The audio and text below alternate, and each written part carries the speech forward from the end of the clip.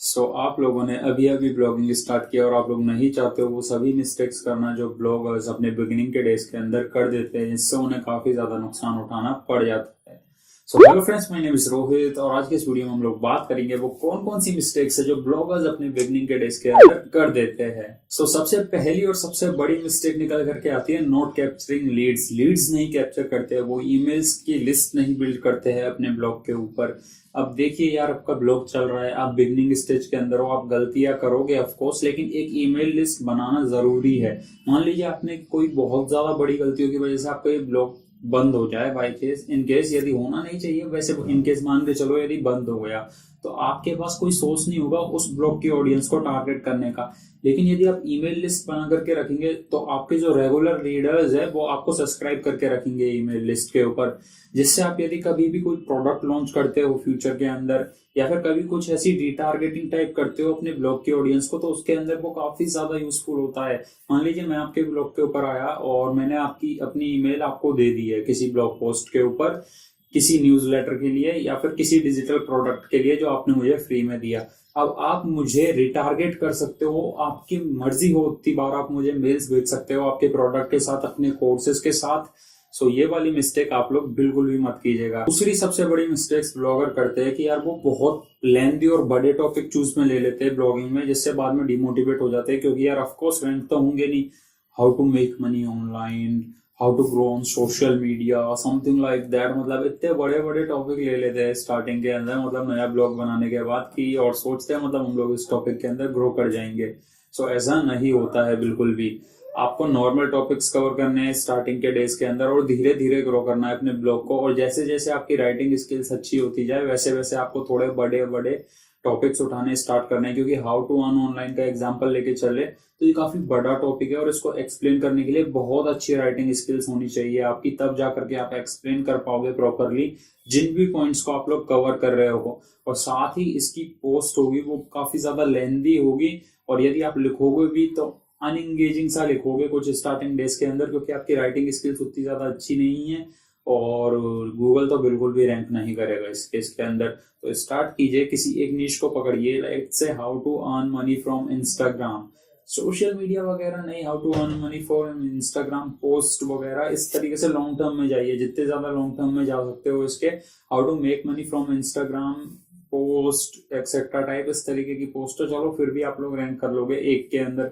एक social media को पकड़ोगे तो लाइक से how to earn money from Facebook, how to earn money from Twitter, इस टाइप की पोस्ट तो आपके चांसेस है फिर भी आप लोग रैंक कर लोगे। लेकिन how to make money from social media, इतने बड़े टॉपिक के ऊपर आप लोग नहीं कर पाओगे रैंक, क्योंकि सोशल मीडिया के अंदर सारी चीजें आ गई, इसके अंदर फेसबुक भी आ गया, सारी चीजें आ गई, और उसके ऊपर भी आप लोग एफिलिएट मार्केटिंग में जाते हो। मतलब बहुत सारी चीजें यार, मतलब और ज्यादा टाइम वेस्ट न करते हुए मैं लेकर के चलता हूँ आपको अगले पॉइंट के ऊपर। अगली मिस्टेक्स जो ब्लॉगर्स करते हैं वो सोचते हैं यार हम जितनी भी पोस्ट लिख रहे हैं सबके ऊपर ट्रैफिक आएगा, सारी पोस्ट गूगल के अंदर रैंक होनी चाहिए।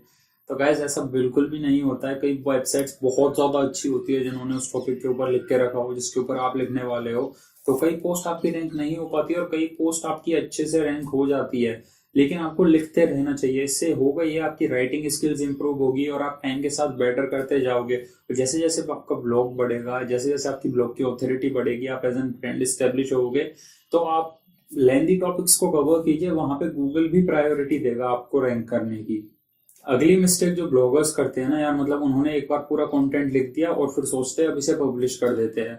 मतलब एक बार कंटेंट लिख के आपका काम खत्म नहीं होता है। जो कंटेंट का पीस आप लोगों ने लिखा है उसे एडिटिंग की जरूरत होती है, उसके अंदर बहुत सारी चीजें एडिट करनी पड़ती है आप लोगों को। लेट्स से जो भी प्रोफेशनल्स होते हैं, जितने भी बड़े बड़े राइटर्स है ना, वो भी एक बार अपनी ब्लॉग पोस्ट लिखते हैं और उसके बाद उसको एडिट करते हैं, और वो नंबर ऑफ एडिटिंग के ऊपर जाते हैं, 3-4 बार एडिट करते हैं जो भी उन्होंने लिखा है, क्योंकि पहली बार में कोई भी उतना ज्यादा अच्छा नहीं लिख पाता है। फिर वो धीरे धीरे एडिट्स मारते हैं उसके अंदर, वो देखते हैं उनके कीवर्ड स्टफिंग सही जगह पर हुई है या नहीं हुई है, कीवर्ड्स के बीच में गैप प्रॉपर है या नहीं है, और जितने भी कीवर्ड्स उन लोगों ने टारगेट किए वो पोस्ट के अंदर तरीके से आ रहे हैं या नहीं आ रहे हैं, तो वो number of rounds of editing के ऊपर जाते हैं।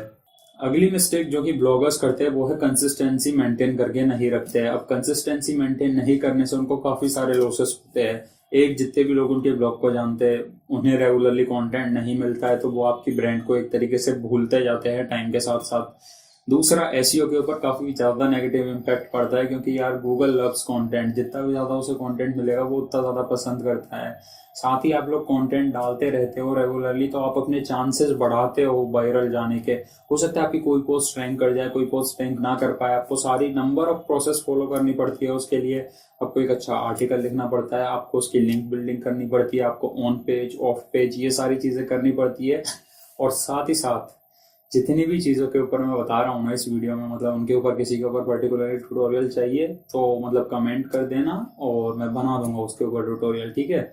और मैंने एक वीडियो बनाई थी, यहाँ पे आई बटन के ऊपर क्लिक करके उस वीडियो को देख लीजिए। सबसे ज्यादा फायदेमंद वीडियो होगी यदि आप लोग ब्लॉगिंग करते हो तो। अगली चीज है जो ब्लॉगर्स करते हैं वो ये है कि वो उसी आइडिया के ऊपर लिखना चालू कर देते हैं जो भी उनके दिमाग में आ जाता है अचानक से। ना कभी कीवर्ड रिसर्च करते हैं, ना किसी और चीज के ऊपर ध्यान देते हैं कि कीवर्ड्स कहाँ डालने, समथिंग लाइक दैट। ना अपने आर्टिकल को एडिट करते हैं लिखने के बाद और सीधे पब्लिश हिट कर देते हैं।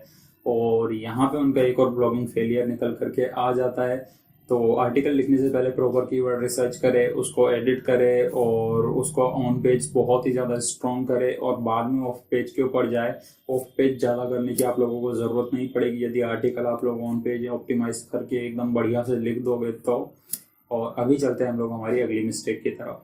अगली और आखिरी मिस्टेक है कि वो लॉन्ग फॉर्म कंटेंट को नहीं लिखते हैं, मतलब कि छोटी छोटी ब्लॉग पोस्ट लिखते रहते हैं बहुत सारी और थोड़ा लंबा आर्टिकल लिखने से बचते हैं। क्योंकि मैं मानता हूँ यार एक बार ब्लॉगिंग के अंदर राइटिंग सबसे ज्यादा इंपॉर्टेंट है, डेस्क के ऊपर बैठना और अपना इंपॉर्टेंट टाइम देना 1-1.5 घंटे का, और लिखने के अंदर आर्टिकल को एडिट करने में प्रॉपर, तो मतलब काफी ज्यादा लेंदी हो जाता है वो। लेकिन हाँ, आपको लॉन्ग फॉर्म आर्टिकल लिखना चाहिए, क्योंकि शॉर्ट फॉर्म आर्टिकल से ज्यादा लॉन्ग फॉर्म आर्टिकल से लीड कैप्चर करी जाती है, उससे बहुत ज्यादा लीड कैप्चर की जा सकती है। लॉन्ग फॉर्म आर्टिकल से शॉर्ट फॉर्म आर्टिकल की जगह पे आपको बहुत ज्यादा स्पेस मिल जाता है अपनी बात को डिटेल के अंदर कहने का।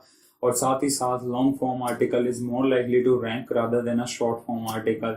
सो आप गूगल के जितने भी स्टैट्स देखोगे तो उसके अंदर देखोगे कि स्टार्टिंग की टॉप पोजीशंस के ऊपर लॉन्ग फॉर्म आर्टिकल्स को ज्यादा प्रायोरिटी मिलती है। So that's all for today's video guys. अच्छी लगी होगी तो लाइक करना, कमेंट्स में बताना कैसी लगी, शेयर करना, सब्सक्राइब करके बेल आइकन दबा देना। And finally thanks a lot for watching guys. Bye bye. Video बनाते टाइम मतलब बहुत सारे फोन कॉल्स आ गए थे बीच में, तो मतलब थोड़ा बहुत टोन इधर उधर हो गया था। बाकी thanks a lot for watching guys. Bye bye. Subscribe करके जाना यार।